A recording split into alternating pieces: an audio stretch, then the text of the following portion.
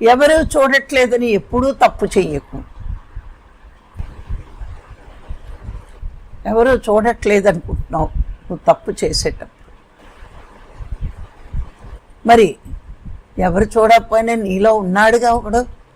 నువ్వు చేసే పాప పుణ్యాలకు లెక్కలు కట్టడానికే నీలో ఉన్నాడు ఒక చైతన్య రూపంలో. అందుకే బుద్ధుడు చెప్పాడు, ఎప్పుడూ కూడా ఎవరు చూడట్లేదు అని తప్పు చెయ్యకు. ఒక అజ్ఞాని అలా చేస్తాడు. జ్ఞాని ఎప్పుడూ చెయ్యడు ఆ తప్పు. ఆత్మ చూస్తుంది, భగవంతుడు అంతటా ఉన్నాడు అని తెలుసుకున్న జ్ఞాని ఎప్పుడూ తప్పు చెయ్యడు. ప్రజల కోసం కాదు కదా, ప్రజల మెప్పు కాదు కదా.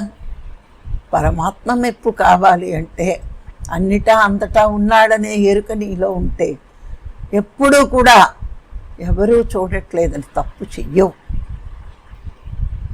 మనం అనుక్షణము మర్చిపోతాం, మాయకి వశమైపోతాం. ఈ ఒక్కసారికే ఎవరూ చూడలేదు కదా, నన్ను పట్టించుకోలేదు కదా అని ఏ రోజునైతే ఏ క్షణమైతే నువ్వు అనుకుంటున్నావో ఆ క్షణమే నీకు అనిపించాలి నేను ఇంకా అజ్ఞానంలోనే ఉన్నా. ఎందుకంటే చూడకపోవడం ఏంటి, సర్వం ఆయనే అయి ఉన్నప్పుడు ఆయనకి తెలియంది ఎందుకుంటుంది?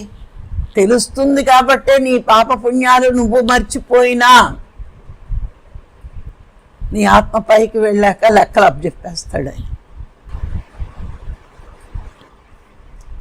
అందరూ ఆత్మలోన ఉన్నాక ఏంటంటే జీవుల శరీరాలు చైతన్యవంతం అవ్వడానికి అనుకుంటారు.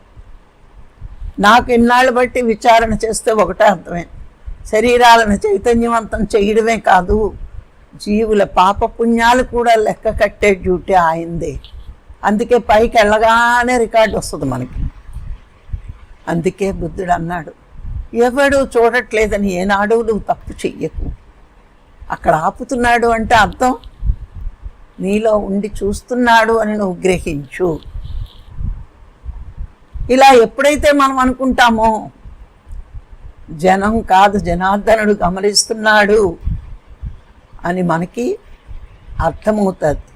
ఒక అబద్ధం చెప్తున్నావు అంటే ఎదుటివాడు నమ్మేస్తాడు అనుకుంటున్నావు, వాడు తెలియక నమ్మొచ్చు.